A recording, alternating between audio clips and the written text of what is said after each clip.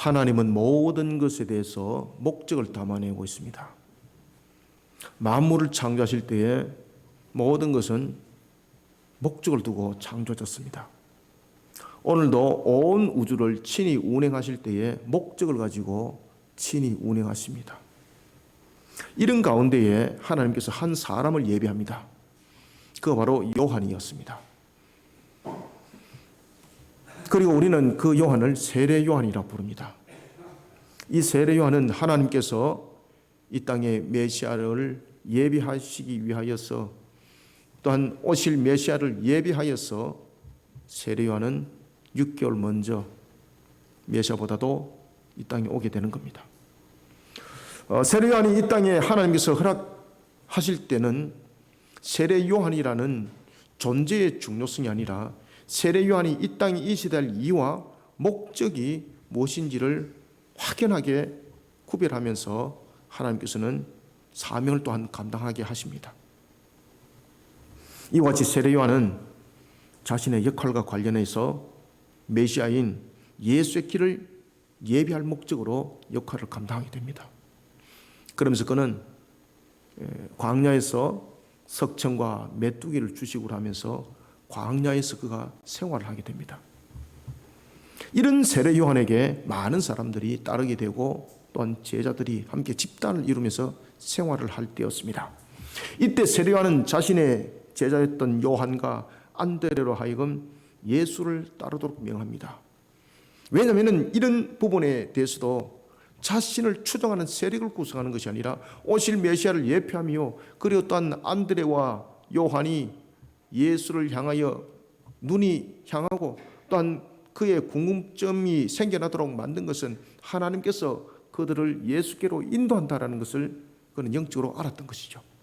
그리고 세례 요한은 더 이상 자신의 제자로 세워지기보다는 예수의 제자로서 따르도록, 하나님의 목적을 이루도록 예수께로 자신의 두 제자를 보내게 됩니다. 당시에 그 제자들은 다른 제자들과 함께 세례 요한과 함께 광야에서 집단 생활을 하고 있었습니다. 그런데 문제는 여기서 불거집니다. 어디든지 집단을 이루고 세력을 형성하게 되면 항상 자신들이 만들어 놓은 경계선이라는 것이 있습니다. 경계선은 구별점입니다. 우리가 이제 신앙에도 보면 경계선이 있습니다. 하나님께서 이스라엘 백성들에게 성막을 지을 때도 경계선을 분명히 짓도록 하는 거죠. 그죠? 안뜰에 대한 부분들과 바깥뜰에 대한 부분들에 막을 치도록 하는 것입니다. 그것은 신앙의 구별점을 주고 있는데, 그렇지만은 그 신앙의 구별점과는 달리 사람들이 집단을 이루다 보면은 이런 집단 이기적 모습들이 나타납니다. 그것이 인간의 죄성 속에서 나타나는 모습들이죠. 이런 부분들이 세례 요한의 제자들에게도 그대로 나타났습니다. 신앙의 경계선이 아니라, 신앙의 구별점이 아니라 자신들이 집단을 이루고 있는 그 집단들로부터의 구별점을 가지고 있으니 집단 이기주의가 나타나는 것이죠. 이런 부분들의 모습들은 어디든지 우리가 살아나가는 인간의 죄성 속에 묻어있는 모든 우리의 삶들 속에서 나타나고 있는 것입니다. 이런 편가름 문제, 요한은 이런 편가름 속에 있는 제자들 향해서 하나님의 목적을 우리는 어떻게 수행하는 자들이 되어야 되는가라는 부분에서 가르침을 주고 있습니다. 이런 가운데에 세례 요한은 하나님의 일하심이라는 하나님의 목적을 제자들에게 보게 합니다. 제자들의 편가름은 하나님의 목적을 본 것이 아니라 자신들의 입장과 그리고 또한 자신들의 위치를 가지고 경계선을 통해서 세례 요한에게 말을 하게 되고 또한 구별을 하는 그런 모습이 있었다면, 오늘 등장하는 세례 요한은 이런 제자들에게 어떤 관계 속에서도 경쟁이 아니라 하나님의 일하심이라는 것을 먼저 보도록 하는 겁니다. 세례 요한은 바로 이와 같이 제자들에게 역할론에 대해서 이야기를 하게 되는 것입니다. 사랑하는 성도 여러분, 예수님께서는 구원이라는 하나님의 목적을 이루기 위해서 자신의 피값으로 이 땅에 교회를 세웠습니다. 그리고 그리스도인들을, 저와 여러분들을 이 땅에 남겨두셨습니다. 세례 요한의 제자들은 세례를 베푸는 예수님에 대해 자신들을 모방하는 경쟁 대상으로 이길 때에 세례 요한은 자신의 직무에 따른 역할을 보게 되는 겁니다. 그리고 또한 제자들에게 하나님의 일하심이 흥해야 되는 것이고, 그리고 이를 위해서 자신의 사역은 하나님의 일하심에 대한 역할이라는 것.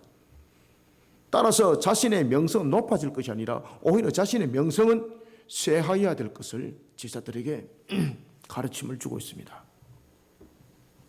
세례 요한의 사역을 우리가 돌아보면서 이 땅에 세워진 교회와 그리고 또한 그리스도인으로서 우리는 무엇이 흥해야 되고 무엇이 쇠하여야 될 것인지를 우리가 돌아보도록 하겠습니다. 먼저 우리가 22절을 함께 읽습니다. 시작. 그 후에 예수께서 제자들과 유대 땅으로 가서 거기 함께 유하시며 세례를 베푸시더라. 아멘.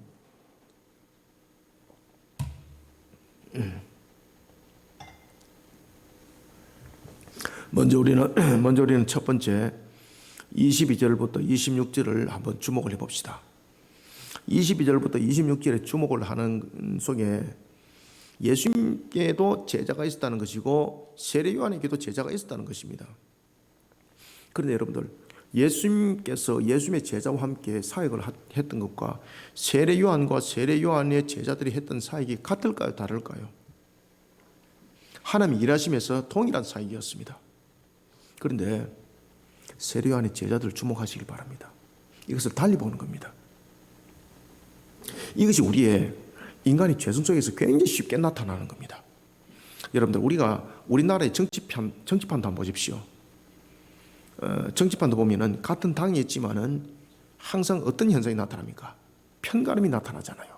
그죠? 편가름.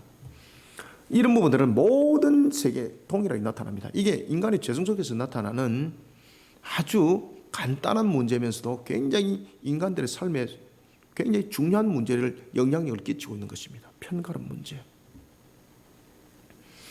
오늘 우리는 먼저 첫 번째, 무엇이 흥해되고 무엇이 쇠해되는가. 먼저 첫 번째는 22절부터 26절을 우리에게 조명해주고 있습니다. 편을 가르는 세력의 확장과 자기 사상을 주입시키는 그런 사역이 아니라, 이런 사역은 반드시 쇠해져야 됩니다. 이런 사역이 아니라 주님께서 주신 십자가 사명을 온전히 감당하는 교회와 성도가 되어야 합니다. 그래서 교회와 성도들의 사역 속에서 흥해야 될 것은 바로 십자가 사명과 그리고 또한 그 사역을 감당해 나가는 역할이었고, 쇠해져야 될 것은 무엇인가 하면 편가름과 자신의 편가름 속에서 나타나는 세력 확장 사상주의, 이것은 반드시 쇠해져야 됩니다.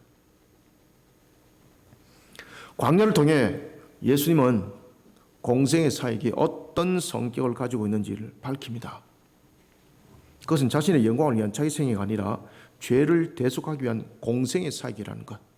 그리고 또한 이 사역 속에는 자신의 사상과 자신의 뜻을 관철시키며 이루는 사역이 아니라 하나님의 말씀에 따른 순종의 사역, 종의 사역이 될 것을 공식적으로 선포를 하고 있습니다.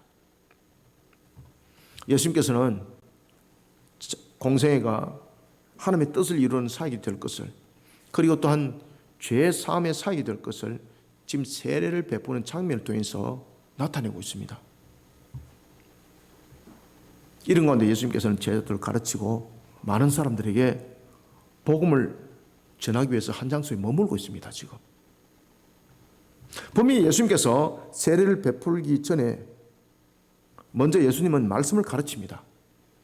그리고 또한 말씀의 선포를 통해서 비록 혈통적으로 유대인이라 할지라도 모두가 죄인이라는 것을 가르치면서 죄사함의 세례를 베풉니다. 이때에 세례 요한의 제자들의 모습을 보십시오. 세례 요한도 여전히 가르침을 주고 있습니다. 그리고 또한 세례 요한도 세례를 베풀고 있습니다. 그런데 세례 요한의 세례와 예수님의 세례는 동일한 점이 있는가 하면은 구별점이 아니라 차이가 있습니다. 세례 요한의 가르침은 오실 메시아에 대한 가르침이었고, 세례 요한의 세례는 오실 메시아의 역할이 제3이 어떻게 일어날지에 대한 부분들의 예표적인 부분이었다면은, 예수님의 가르침은 바로 그 당사자였습니다. 오신 메시아였고, 그리고 또한 오신 메시아로서의 완성된 완전한 말씀의 가르침이었고, 그리고 또한 예수님의 세례는 예표적 세례가 아니라 죄사함에 대한 그 본질에 그 죄사함을 이루기 위한 바로 그분으로서의 세례였습니다. 따라서 요한의 세례와 요한의 가르침이 그림자였다면 예수님의 가르침과 예수님의 세례는 실체였습니다. 세례 요한의 제자들이 이것을 보지 못하는 겁니다. 이런 사실에 대해서 그들이 무지했던 것입니다. 그런 가운데에 논쟁이 벌어집니다. 어떤 유대인이 세례 요한의 제자들이 있는 곳에 찾아옵니다. 그러면서 어떤 유대인이 세례 요한의 제자들과 논쟁이 벌어지는데, 그 주요 쟁점이 뭔가 하면은 저 건너편에서 예수라는 사람이 세례를 주고 있는데 당신의 스승이 주는 세례, 그 세례와 저 건너편에 있는 예수의 세례 중에서 누구의 세례가 더 나은 것인가, 이러면서 논쟁이 벌어진 겁니다. 제자들은 자신들의 스승인 요한의 세례가 원조고 예수의 세례는 모방이다, 이런 식으로 세례를 몰아갔겠죠. 이런 식의 논쟁들이 일어났던 겁니다. 세례 요한의 제자들이 발끈한 겁니다. 그러면서 자신의 스승을 이제 찾아간 거예요. 그냥 단순하게 찾아간 것이 아니죠. 속된 말로 말하면 열받아서 간 거죠. 그들이 스승을 찾아가서 이렇게 말합니다. 요단강 저편에서 선생님이 증언했던 그분이 선생님처럼 지금 세례를 베풀고 있습니다. 그곳에 많은 사람들이 지금 몰려가고 있습니다. 이 속에서 여러분들 어떤 뉘앙스를 느끼나요? 요한의 제자들은 하나님의 일하심에 따른 하나님의 목적과 그리고 또한 주어진 사역에 대한 역할을 지금 보지 않고 있습니다. 이것을 편가름으로 보고 있고 이것을 시기와 질투로 보고 있습니다. 이게 인간 속에 나타나고 있는 죄성 속에, 발판 속에 나타나고 있는 모양들입니다. 그래서 우리가 정치 속에서 나타나고 있는 이런 분쟁들, 시기와 질투, 편가름들, 그리고 또한 사회 속에서 나타나고 있는 편가름과 분쟁, 이런 모든 부분들은 법과 제도 속에서 이 문제점은 해결나지 않습니다. 바로 십자가 안에서, 복음 안에서, 주님 안에서 이 문제는 해결될 수가 있는 겁니다. 자, 우리가 22절부터 26절을 한번 읽어봅시다. 시작. 그 후에 예수께서 제자들과 유대 땅으로 가서 거기 함께 유하시며 세례를 베푸시더라. 요한도 살렘 가까운 에논에서 세례를 베푸니 거기 물이 많음이라. 그러므로 사람들이 와서 세례를 받더라. 요한이 아직 옥에 갇히지 아니하였더라. 이에 요한의 제자 중에서 한 유대인과 더불어 정결 예식에 대하여 변론이 되었더니 그들이 요한에게 가서 이르되 라삐여, 선생님과 함께 요단강 저편에 있던 이곳 선생님이 정언하시던 이가 세례를 베푸매 사람이 다 그에게로 가더이다. 아멘. 속된 말로 자기들에게 많이 와야 되는데 자기들에게 오지 않고 자기들에게 와야 될 그런 사람들이 요단강 저편으로 갔다는 이야기죠. 그 속에서 어떤 뉘앙스가 느껴집니까? 편가름, 시기와 질투지 않습니까? 하나님의 목적을 보는 것이 아닙니다. 하나님의 일하심을 보는 것이 아닙니다. 이런 모습들이 사실은 우리 사회 속에 정치와 사회적 구조적 측면에서만 나타나는 것이 아니라 놀랍게도 이런 모습들이 교회 속에서도 나타나고 있다는 사실입니다. 여러분들, 교회가 세워진 것은 세력을 키우기 위해서 교회가 세워졌나요? 아닙니다. 교회는 목적이 있습니다. 성도들도 목적이 있습니다. 교회가 세워진 것은 세력을 키우기 위한 것이 아닙니다. 교회가 세워진 것은 역할을 위해서입니다. 교회는 자기 사상을 주입시키는 단체가 아닙니다. 교회 목적은 작은 교회를 큰 규모 교회로 확장시키는 세력 확장이 목적이 아닙니다. 그런데 여러분, 오늘날의 교회들 모습을 돌이켜보십시오. 우리나라의 교회들의 모습을 한번 돌이켜보십시오. 지금 제가 방금 여러분들에게 말씀드렸던 그 모습 아닙니까? 교회들이 세워지면은 십자가를 바라보는 것이 아니라 어떻게 하면은 교회를 많이 성장을 시킬까? 어떻게 하면 큰 교회 될까? 이것을 꿈을 꾸고 있는 거예요. 물론 큰 교회를 세워진다는 것은 그만큼 많은 복음이 확장됐다는 측면에서는 긍정적인 반응이 있을 수 있습니다. 그런데 그런 긍정적인 모습이 아니라 이 속에서 절대적인 성장하기 이 속에 돌아 버린 겁니다. 다시 말하면 마케팅이 돌아 버린 거죠. 이런 속에 교회는 경쟁 대상이 돼 버렸습니다. 제 말이 맞나요? 틀렸나요? 제 말이 틀렸다면 지금 제가 강산에서 바로 내려가겠습니다. 교회가 경쟁 대상이 되어버렸습니다. 세상 천지의 골목에 짜장면 집도 한 골목에 짜장면 집이 있으면 그 골목에 짜장면 집 안 세웁니다. 상도덕상 그죠? 1층에는 침례교, 2층에는 장로교, 3층에는 성결교, 4층에는 뭐 감리교 이런 식으로 경쟁 대상이 되어버렸습니다.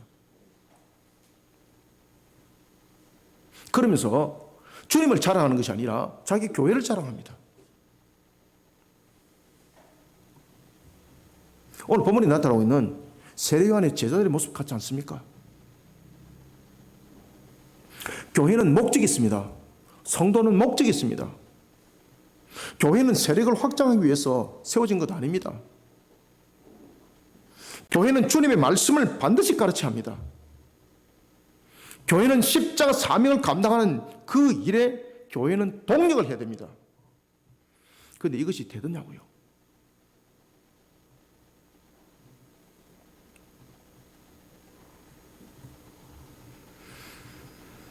분명히 교회가 주님의 말씀을 가르치고 십자가 사명을 감당하는 데 동력을 이루어야 되고 교회가 연합을 해야 됩니다. 초대 교회는 다 그렇게 했습니다. 아시겠습니까? 그런데 지금의 교회들 모습들은 어떻습니까? 하나님의 말씀을 가르치는 일에 동력을 하나요?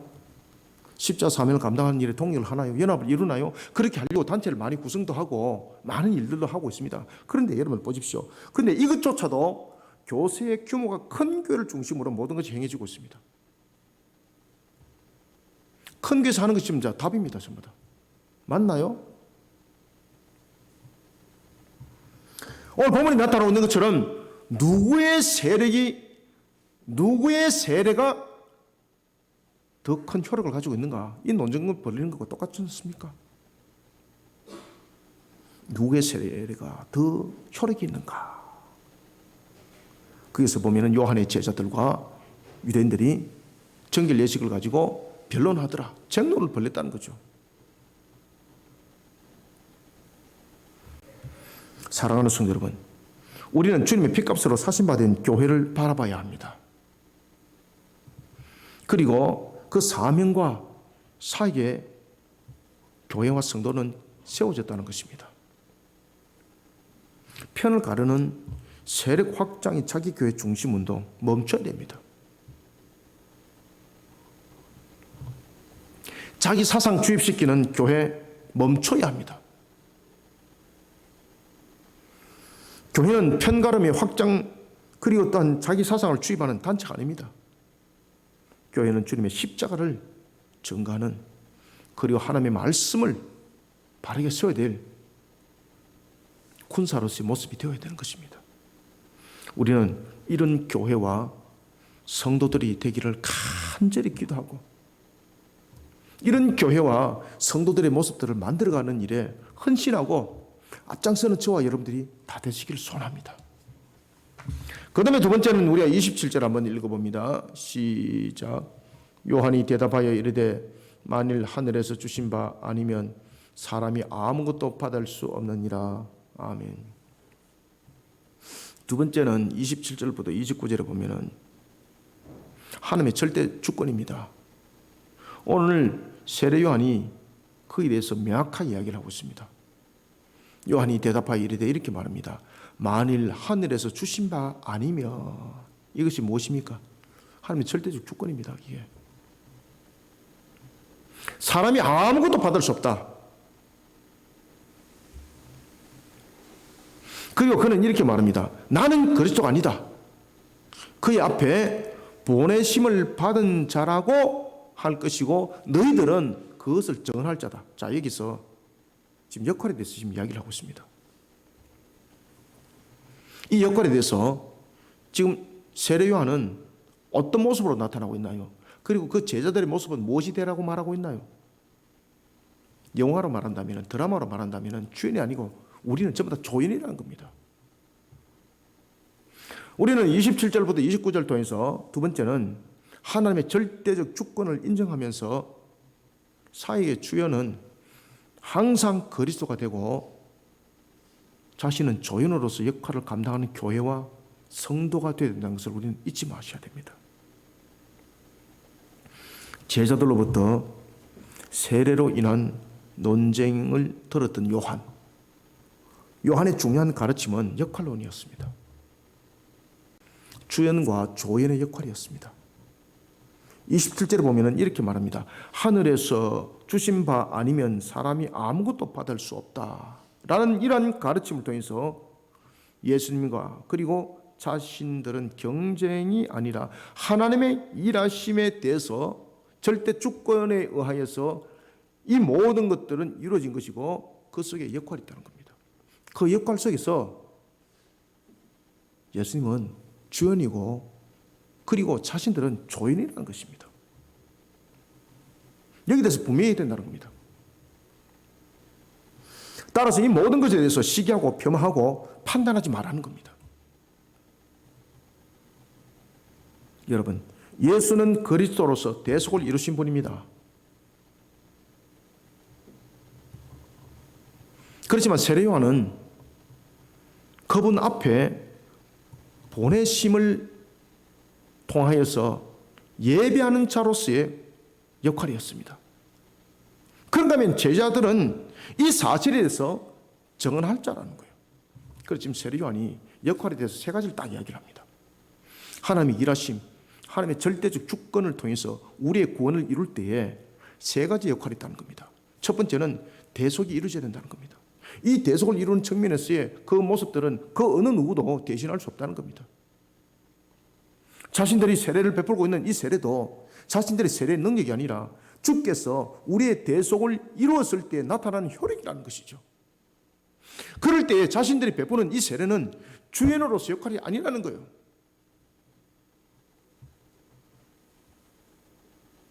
오직 주연은 대속을 이루시는 분, 바로 그리스도, 그분의 역할이라는 거죠. 그런가 하면 또한 자신은 세례 요한은 그런 부분에서 오실 주님을 예배하는 자로서의 역할이라는 거죠. 그러면은 오실 주님과 그리고 또한 오신 주님에 대해서 정언이 될 역할이 있다. 그것이 바로 너희들의 역할이다. 이런 부분에서 우리는 주연이 될 수 없다. 항상 하나님의 말씀에 순종하여서 그 말씀을 따라서 우리는 말씀을 정언하는 증인이 되어야 된다. 라는 부분에서 조연의 역할이 바로 순종하는 종의 자세가 되어야 된다는 것을 가르침을 주고 있는 것입니다. 이런 가운데에 요한은 하나님의 일하심이라는 하나님의 절대적 주권을 인정하는 동시에 자신의 역할이 무엇인지에 대해서 아는 일꾼이 되라는 것입니다. 그는 하나님의 일하심에 대해서 사심을 앞세우는 인본주의가 아니었습니다. 그는 신본주의 자세로서 자신에게 주어진 사역을 감당하고 있었고 그린 하나님의 나라의 일꾼이었습니다. 이런 하나님의 나라의 일꾼을 하나님은 기뻐하고 이런 하나님의 일꾼을 하나님은 축복하세요. 우리가 이 땅에 세워진 목적이 무엇인지 나의 위치와 나의 상태가 무엇인지를 똑바로 알고 행동했을 때에 그것이 복이 있는 겁니다. 요한의 가르침은 많은 사람들에게 영향력을 끼친 것 분명합니다. 사도행전에 보시면은 사도행전 18장 29절과 그리고 사도행전 19장 3절에 보면은 사도 요한이 그 증거하고 있던 그 시대에 세례 요한도 함께 있지 않습니까? 그 세례 요한이 먼저 순교를 당합니다. 그죠? 목배임을 당합니다. 그 이후에 요한의 가르침이 사라지지 않습니다. 그래서 여러분들 보시면은 사도행전을 보면은 세례 요한의 제자들이 무리를 지어서 계속해서 세례를 베풀고 있는 것을 우리가 볼 수가 있습니다.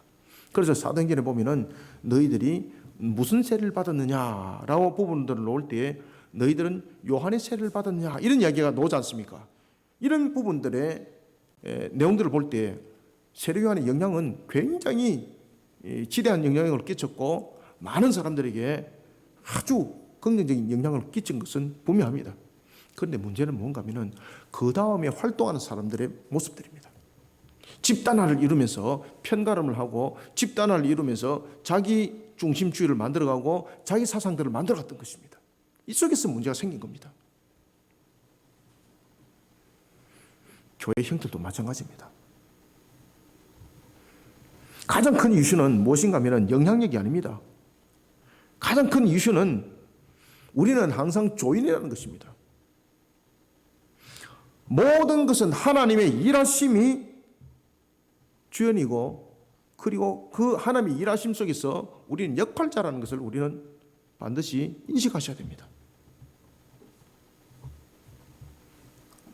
오늘 본문에 보면 세례요한이 제자들에게 가르칩니다. 모든 부분에서 주연은 예수 그리스도라면은 그 나머지는 전부 다 조연이다. 세례요한은 이런 사실을 혼인잔치에 비유를 합니다. 여러분, 혼인잔치의 주인공이라 말하는 주연은 누군가요? 친구들인가요? 하객들인가요? 혼인잔치의 주인공은 바로 신랑과 신부입니다. 요한은 그것을 29절에 증거하고 있는 거예요. 세례요한의 제자들이 자신들이 세례를 베푸는 원조인데 그 원조인 자신들이 오지 않고 사람들이 예수께로 많이 가더라는 거죠. 이 부분들까지 논쟁을 했다는 겁니다. 왜냐하면 자신들의 역할이 무엇인지를 몰랐다는 것이죠. 그런 논쟁을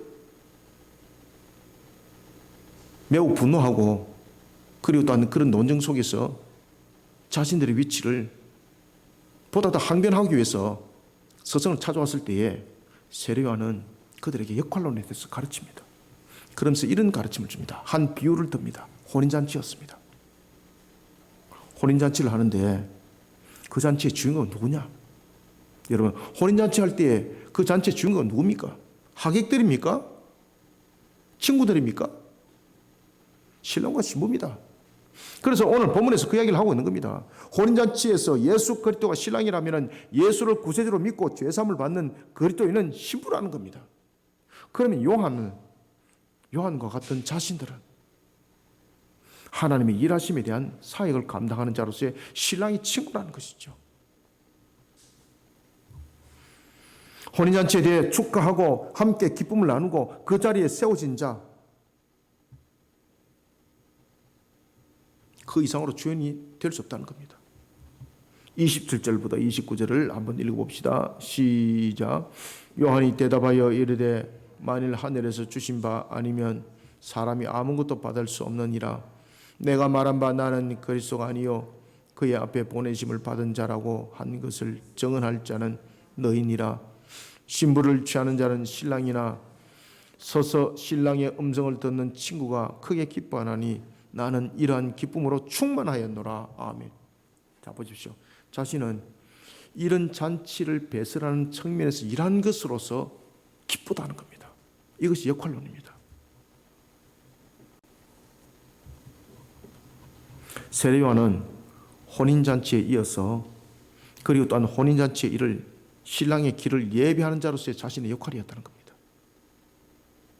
신부로 하여금 신랑을 만나도록 역할을 감당했을 뿐이라는 겁니다. 혼인잔치의 예비자로서 조연의 역할자였다는 겁니다. 우리는 하나님의 일하심에 대해 하나님의 절대적 주권을 인정하는 신앙의 자세를 먼저 가져야 됩니다. 하나님의 절대적 주권 앞에 이해와 판단이 아닙니다. 하나님께서 명령하신 말씀에 대해 순종하는 자세를 먼저 가져야 합니다. 하나님의 일하심에 대해 모든 사역자들과 성도들은 조인일 뿐입니다. 여기에 대해 누구도 주인이 될 수 없습니다. 이단의 뿌리가 여기서 생겨난 겁니다. 이단의 뿌리들을 보십시오. 하나님의 일하심에 대해서 구원에 대해서 자신들이 주인이 되어버린 겁니다. 만약에 구원의 사역에 있어서 자신이 주인이 됐다면 그는 이미 이단이라고 보시면 됩니다.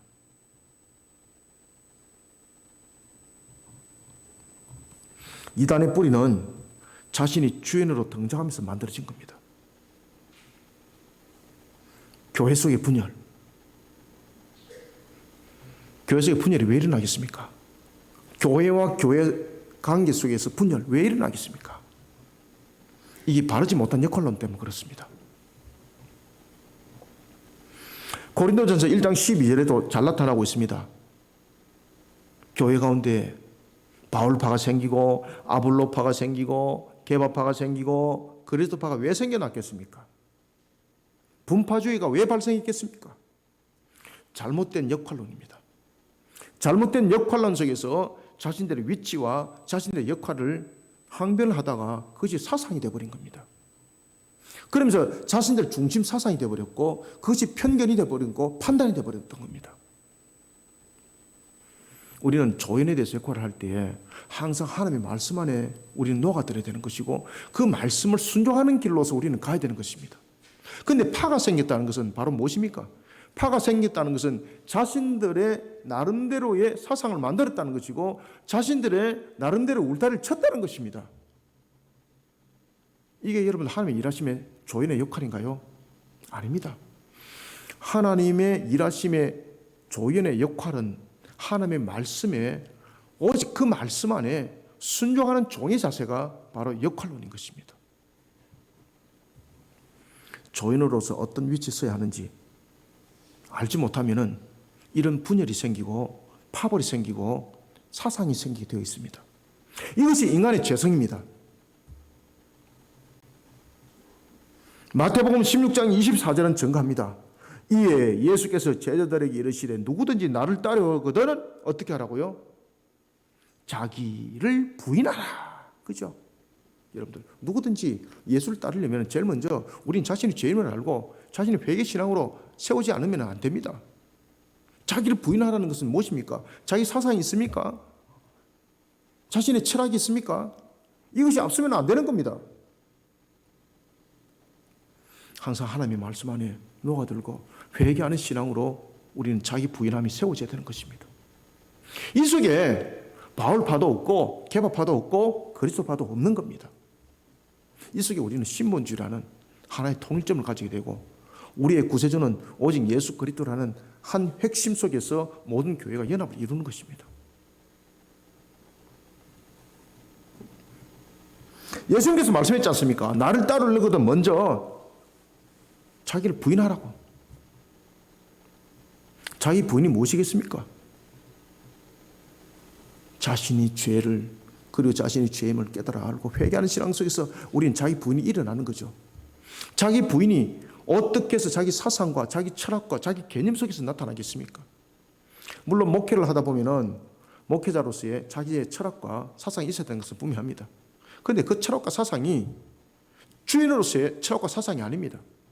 항상 조인으로서 어떻게 그것을 감당해 나갈 것인가라는 부분에서의 나의 역할론인 것이지 그것이 하나의 그림이 되어버리고 그것이 하나의 개념이 되어버리고 그것이 하나의 이념이 되어버리니까 교회와 교회가 구별되어 버리는 역할들이 나타나고 A 교회와 B 교회의 그리스도가 다른 그리스도인 것처럼 나타나는 그런 요상한 상황들이 일어나게 된 것입니다. 주님께서 말씀하십니다. 누구든지 나를 따르려거든 자기를 부인하고 자기 십자가를 지고 나를 따르라고 말하고 있습니다. 조연의 첫 번째 조건은 십자가 신앙으로 녹아들어야 됩니다. 이 십자가 신앙 안에는 우리의 죄를 돌이켜보고 우리의 모습들을 회개 신앙으로 세우고 우리의 모습 속에 나타나고 있는 불의와 부정과 부패와 썩어버린 그런 부패적인 불신앙 요소를 십자가에서 못을 박는 그런 모습 속에 우리는 조연의 역할들이 시작되는 겁니다. 그러면 두 번째는 우리의 조연의 역할 속에서 나타내야 될 것은 모든 무대의 중심에 예수 그리스도가 세워져야 됩니다. 어떻게 무대 중심에 목사가 세워집니까? 어떻게 무대 중심에 말 잘하는 사람이 세워집니까? 오늘도 예배 드릴 때에 우리가 무엇을 읽었습니까? 제가 썼던 책을 읽었나요? 제가 여러분들에게 가르치는 사상을 가르쳤나요? 아닙니다. 오늘도 예배를 드릴 때 하나님의 영이시니 예배하는 자가 영과 진리로 예배할지니라 라고 하면서 묵도를 하면서 무엇을 읽었습니까? 본문을 읽었습니다. 아시겠습니까? 말씀의 선포입니다. 말씀입니다. 모든 것은 그리스도가 중심이 되어야 되는 것입니다. 예배도 그리스도가 중심이 되어야 되는 것이고, 교회의 모든 사역도 예수 그리스도가 중심이 되어야 되는 것이고, 우리의 살아가는 삶도 모든 것이 예수 그리스도가 중심이 될 때에 교회는 일치와 연합을 이룰 수가 있고, 성도는 일치와 연합을 이룰 수가 있습니다. 그래서 교회는 교회를 자랑하는 교회가 돼서는 안 됩니다. 교회는 자기의 시설을 자랑하는 교회가 아니라, 교회는 자기의 목사를 자랑하는 교회가 아니라 예수 그리스도를 자랑하는 교회, 예수 그리스도를 자랑하는 그리스도인이 되어야 되는 것입니다. 이럴 때 교회는 편가름이 생기지 않습니다. 교회는 조연입니다. 목사는 그 조연 가운데 종일 뿐입니다. 그래서 두 번째는 모든 무대 중심에 무엇이 세워져야 된다고요? 예수 그리스도가 세워져야 합니다. 모든 무대 중심에는. 오늘도 이 강대상에서 제가 말씀을 선포하지만은 예수 그리스도께서 나를 붙들어 놓지 않으면은, 성령님께서 오늘도 여러분들에게 하나님의 말씀을 선포할 때 주의 영으로서 여러분들에게 역사하지 않으면은 저는 꽹과리만 치고 나팔과 피리만 불 뿐이에요, 여러분들. 오늘도 제가 선포하는 이 말씀 속에 주님의 영이 여러분들을 친히 그 심령을 파고들 줄 믿으시길 바랍니다. 예수 그리스도가 중심이 되어야 되는 거예요. 모든 무대는 예수 그리스도, 예수 그리스도. 만약에 예수 그리스도가 없다면은 저는 제가 주연자가 되는 겁니다. 이단이에요, 이단. 그리고 세 번째 조건은 사도행전 20장 24절의 말씀처럼 하나님의 은혜의 복음을 증언하는 일에 자기의 생명조차도 아끼지 않는 자세가 되어야 됩니다. 주님의 생명의 복음을 증거하는 데 있어서 우리는 자신의 생명조차도 아끼지 않는 자들이 되어야 합니다. 이런 우리는 조연이 되어야 합니다. 세상 사람들은 말합니다. 자신의 생명이 하나인데 어찌 그렇게 험하게 버릴 수가 있느냐고 말합니다. 그런데 우리에게는 부활이 있습니다. 우리가 이 땅을 살아갈 때도 아주 가치 있고 가장 가치 있고 값이 있는 삶이 무엇일까? 십자가를 위해서, 복음을 위해서 살아가는 삶과 가치입니다. 이것이 최고의 가치입니다. 이것이 최고의 삶입니다. 우리는 조인으로서 최고의 삶을 살 수 있고 최고의 가치를 바랄 수 있는 것이 바로 십자가의 삶을 살아가는 겁니다. 복음을 증거하는 일에 있어서 나의 생명조차도 아끼지 않는 자, 사도 바울이 그런 삶을 살아가지 않습니까? 오늘 본문에 나타나고 있는 세례 요한도 동일했습니다. 자신이 오직 오실 주님을 예배하는 부분에서 그의 생명을 아낌없이 살아가지 않습니까? 이런 가운데에 그리스도인은 높아집니다. 이런 가운데에 자신은 낮아져야 합니다. 사랑하는 성도 여러분, 오늘도 우리는 이와 같이 모든 것의 조건은 십자가 신앙이 되어야 되는 것이고, 그리고 또한 두 번째는 우리의 중심에는 모든 것에 예수 그리스도가 되어야 되는 것이고, 그리고 세 번째 우리의 역할로는 무엇인가? 바로 복음을 전가하는 데 있어서 생명조차도 아끼지 않으면서 자신을 내려놓는, 자신이 쇠한 위치에 세워지는 자들이 되시길 바랍니다. 복음은 흥하고 우리는 내려와야 되는 것입니다. 개인의 인기는 하늘을 치솟고 복음은 어디 갔는지 없고, 이것은 교회가 아닙니다. 항상 주님이 나타나야 합니다. 그 속에서 우리는 쇠한 자들이 되어야 합니다. 우리의 명성과 우리의 가치는 항상 주님의 발 아래 내려와야 된다는 사실을 명심하고 그 역할들을 감당하는 교회와 성도가 되기를 소원합니다. 그 다음에는 세 번째, 마지막으로 30절 한번 읽읍시다. 시작. 그는 흥하여야 하겠고 나는 쇠하여야 하리라 하니라. 아멘. 우리는 마지막으로 30절 통해서 자신의 명성은 쇠해져야 됩니다. 자신의 명성을 쌓으며 추종 세력을 만들어가는 단체가 아니라 하나님의 말씀이 세상 가운데 왕성하게 일어나는 사역을 감당하는 교회와 성도가 되어야 합니다. 세례요한은 예수가 그리스도 되심을 증거하는 일에 자신의 전부를 쏟아붓습니다. 요한은 자신이 향하고 있는 사역이 자신의 명성을 높이거나 자신의 추종 세력을 만들기 위해 존재하는 것이 아니라는 것을 제자들에게 분명히 말하고 있습니다. 그리고 그리스도로 말미암은 죄 사함의 복음은 더욱더 왕성하게 일어나야 될 것을 그는 소원하고 있습니다. 그래서 30절에서 이렇게 말하고 있는 겁니다. 그는 흥하여야 하겠고 나는 쇠하여야 하리라. 아멘. 여기서 쇠한다는 것은 무엇입니까? 지금 세례 요한의 모습들은 여러분이 잘 아시는 것처럼 심지어 헤롯 왕도 그를 선지자로 여기면서 예레미야 같은 선지자, 그와 같은 선지자로 여기면서 함부로 손을 대지 못했었습니다. 두려웠던 것이죠. 그런데 오늘 본문에 나타나고 있는 세례 요한은 뭐라고 말하고 있는? 나는 쇠해되겠다는 것입니다. 세상적인 측면에 보면은 지금 세례 요한의 명성은 아주 대단합니다. 그러니 세례 요한의 그 명성을 듣고 사람들이 광야로 모여들었던 것 아니겠습니까? 제자로서의 함께 따름의 집단 생활을 했던 것은 바로 세례 요한의 명성을 따라감이었던 것이거든요. 그런데 세례 요한은 여기서 분명히 말하고 있습니다. 나의 명성은 반드시 쇠해져야 된다. 왜? 내 명성이 앞서버리면은 복음이 밑자락으로 따라오는 겁니다. 이거. 그러면 세례 요한이 복음을 전하는 복음은 사람들이 믿음을 가지지만은 세례 요한이 전가하지 아니하고 다른 사람이 전하는 복음이면은 믿을까요? 안 믿는 거예요, 여러분들. 그래서 세례 요한이 이렇게 말하는 거예요.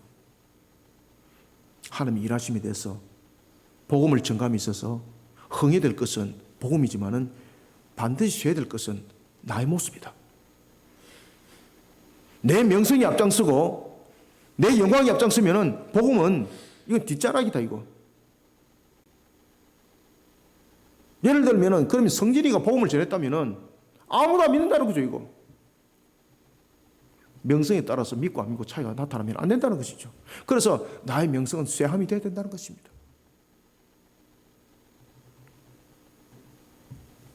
세례 요한은 그리스도로 말미암은 일들이 흥해지고 자신의 모습은 자신의 명성은 사해제될 이유에 대해서 분명히 이야기를 하고 있습니다. 이것이 시대의 대세이기 때문이 아닙니다. 하나님의 계획하심이 그렇다는 겁니다.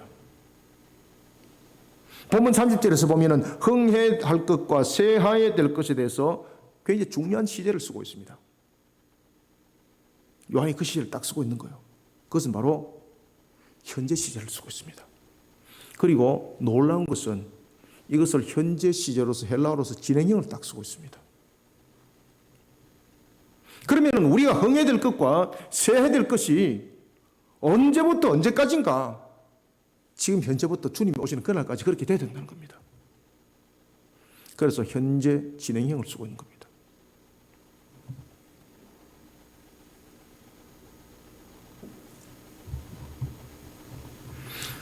세례 요한은 자신뿐만 아니라 자신의 제자들의 사역 또한 흥해야 될 사역이 아니라 그리스도를 위하여서 자신들은 쇠하여야 된다는 것입니다.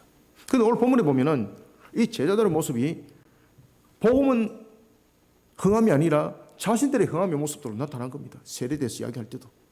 아니 저 건너편에서 스승님이 말씀하신 그분이 지금 세례를 베푸는데 그곳에 사람들이 말못 들었습니다.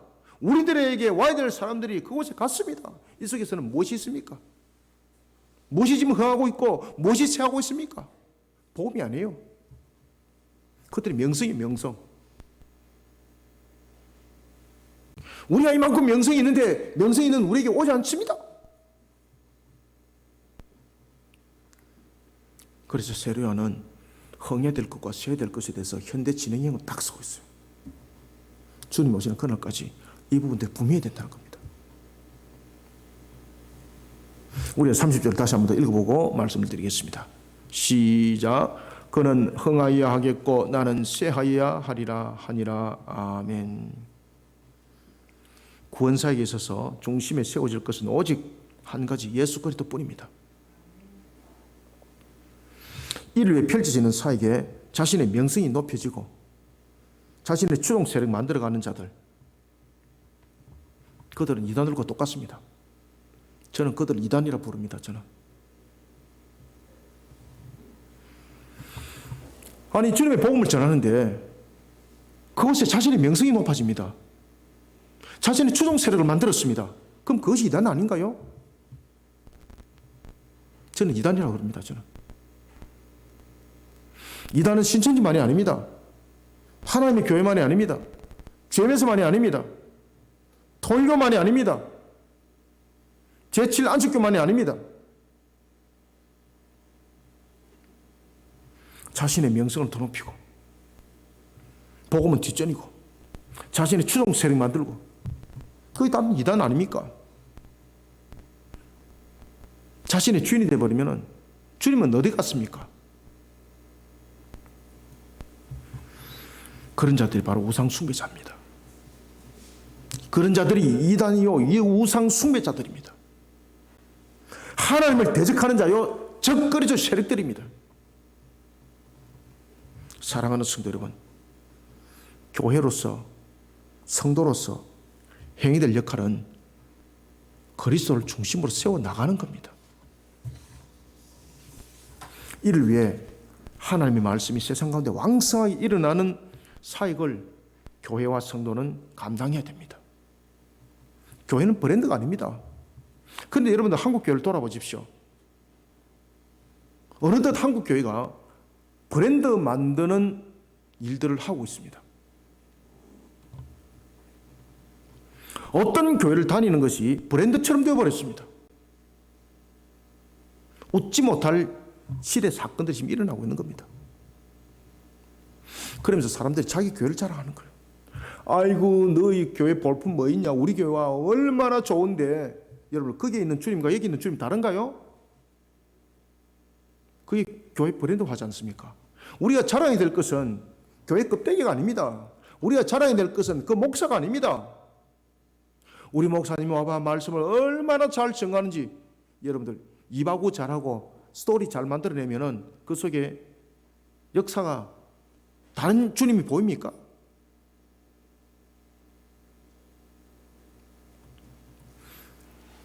교회와 그리고 목회자는 브랜드가 아닙니다. 명성이 아닙니다. 교회를 다니는 것이 브랜드처럼 되어버렸고, 그리고 또한 내가 어떤 목사님으로부터 가르침 받는다는 것이 명성이 되어버렸습니다. 물론 바른 가르침을 받는다는 것 참으로 중요합니다. 바른 가르침을 주는 목회자가 얼만큼 중요하고 귀한지 모릅니다. 그러나 무엇보다 중요한 것은 복음은 그 목사님을 통해서 일어나는 것이 아닙니다. 그 교회를 통해서 일어나는 것이 아닙니다. 그 교회와 그 목사님이 전가하는 복음이 다른 것이 아닙니다. 교회의 브랜드 따라서 세워진 사역자에 따라서 명성에 따라서 말 잘하는 자의 입술의 화술에 따라서 그리스도의 가치가 달라지는 것 아닙니다. 동일합니다.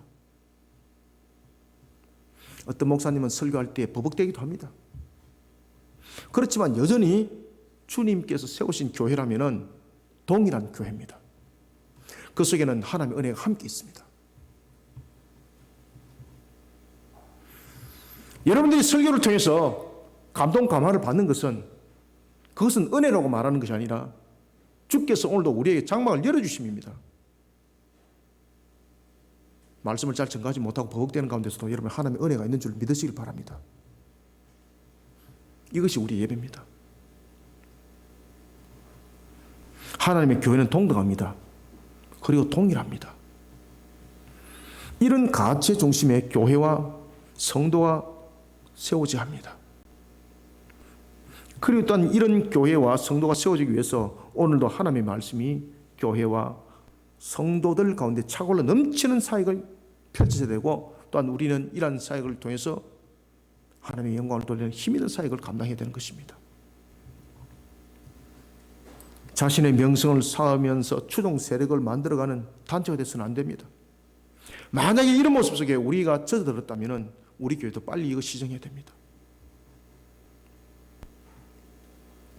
자신의 명성을 쌓으며 추종 세력을 만들어간 단체가 돼서는 안 됩니다. 이건 교회로서 끝난 겁니다. 이미.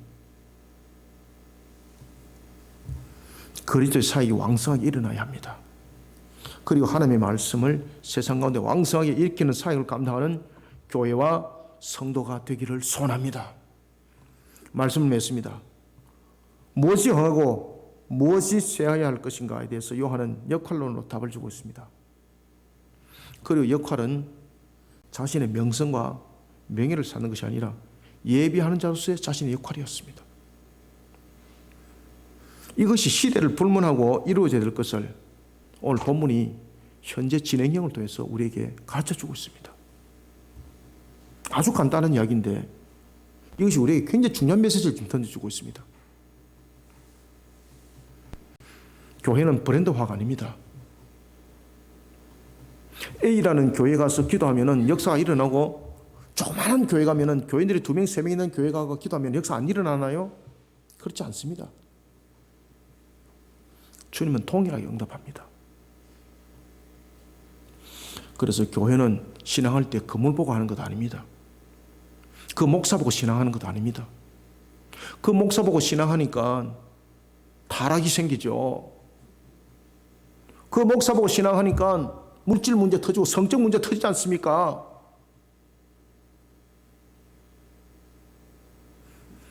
교회는 주님입니다. 작고 크고가 아닙니다. 새방에 있는 교회도 교회입니다. 큰 건물, 빌딩 몇백억짜리 진급하는 교회가 아닙니다. 한 달에 월세 15만 원 주고 앉아있는 새빵, 달새빵도 주님께서 세우시면 교회입니다. 그곳에 십자가 보혈이 흐르고 있습니다. 그래서 건물 쳐다보고 팔랑개비 되지 말고 주님 바라보고 하나님 앞에 은혜를 구하는 우리 모두가 되기를 소원합니다. 오직 하나님의 말씀을 따르는 사역, 자기의 사상을 가르치고 자기의 사상을 가지고 말하는 그런 사꾼 앞에 무릎 꿇는 자들이 되지 않기 바랍니다. 하나님의 절대적 주권을 인정하면서 사역의 주역은 예수님이 되고 자신은 조인이라는 사실, 이 역할을 감당하는 일에 우리는 종이 되어야 합니다. 이 역할을 감당하는 일에 우리는 순종한 종이 되어야 되고 이 역할을 기뻐하는 교회가 되어야 합니다. 이런 속에 모든 교회들은 일치와 연합을 이루어야 하고 모든 성도들은 하나가 되어야 하는 것입니다. 교회는 경쟁 대상이 아닙니다. 교회는 브랜드가 아닙니다. 오늘도 오직 주님의 십자가만을 바라보면서 예수 안에서 우리가 복음은 흥하고 우리의 명성은 쇠하고 오직 주님의 영광만이 드높여지는 한국교회 역사가 일어나기를 주님의 이름으로 축원합니다. 하나님 감사합니다. 주님께서 오늘도 부족한 종의 입술을 통하여 정극케 하셨습니다. 하나님의 살아계신 말씀이 우리의 육과 혼과 골수를 찔러 쪼개 하여 주옵소서. 우리의 부족함과 우리의 연약함과 우리의 연약함을 아시는 하나님, 오늘도 주님의 주신 말씀으로 우리를 녹여주시고 충만케 하사 주의 영광이 되게 하여 주옵소서. 오직 증거할 것은 십자가라. 우리의 중심에 세워질 것은 오직 예수 그리스도 이 한 분만을 중심에 세워 달리가게 하여 주옵소서. 모든 교회들이 예수 그리스도 안에서 일치를 이루고 연합을 이루기를 소원합니다. 말 잘하는 사상가, 교회의 브랜드화가 아니라 오늘도 하나님 앞에 엎드리는 우리 성도들의 신앙이요, 예수 그리스도 안에서 일치와 연합을 이루는 교회들의 역사가 일어나게 하여 주옵소서. 주 성령이며 오늘도 부족한 종의 입술을 통해서 증거되어졌지만 이 말씀이 살아계신 하나님의 능력의 말씀이 되게 하여 주옵소서. 예수님의 이름으로 기도드립니다. 아멘.